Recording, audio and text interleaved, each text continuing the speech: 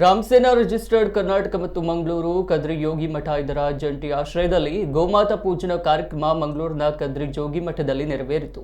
ಈ ವೇಳೆ ಕದ್ರಿ ಯೋಗೇಶ್ವರ ಮಠದ ಸ್ವಾಮೀಜಿ ನಿರ್ಮಲನಾಥ ಮಹಾರಾಜ್, ಮಂಗಳೂರು ಸಂಸದ ನಳಿನ್ ಕುಮಾರ್ ಕಟೀಲ್, ಶಾಸಕ ವೇದವ್ಯಾಸ್ ಕಾಮತ್, ರಾಮಸೇನಾ ಕರ್ನಾಟಕದ ರಾಜ್ಯಾಧ್ಯಕ್ಷ ಪ್ರಸಾದ್ ಅತ್ತಾವರ ಇತರ ಗಣ್ಯರು ಸೇರಿ ಗೋವಿಗೆ ವಿಶೇಷ ಪೂಜೆ ನಡೆಸುವ ಮೂಲಕ ಚಾಲನೆ ನೀಡಿದರು।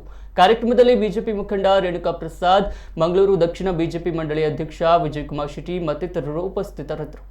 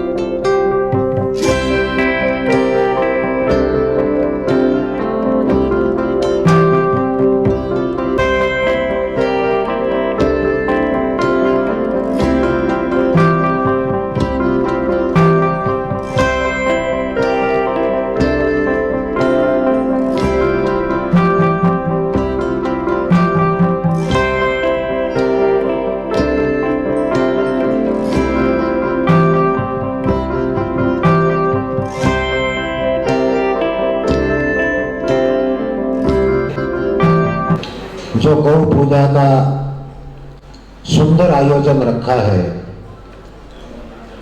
इस सेवा को परमात्मा सुंदरतम स्वीकार करे और जो परशुराम द्वारा स्थापित यह सृष्टि, सुना है इतिहासों में कि परशुराम जी भी गौ माता की सेवा के लिए जन्म लिया, भगवान कृष्ण भी गौ माता की सेवा के लिए धरती पर जन्म लिया। गौ सेवा ही सबका कल्याण करने वाली है। ಭಗವಂತನ ಧ್ಯಾನ ಜೊತೆಗೆ ನಾವು ಗೋವನ್ನು ಪೂಜೆ ಮಾಡ್ತೀವಿ ಅಂತ ಇವತ್ತು ಆ ಸಂಪ್ರದಾಯವನ್ನು ಸಂಸ್ಕೃತಿಯನ್ನು ಇವತ್ತು ರಾಮಸೇನೆ ಘಟಕ ಉಳಿಸಿದೆ। ಅದಕ್ಕೆ ಅಭಿನಂದನೆಗಳನ್ನು ಸಲ್ಲಿಸಲು ಬಹಳ ಒಳ್ಳೆಯ ಕಾರ್ಯ ಇದಾಗಿದೆ।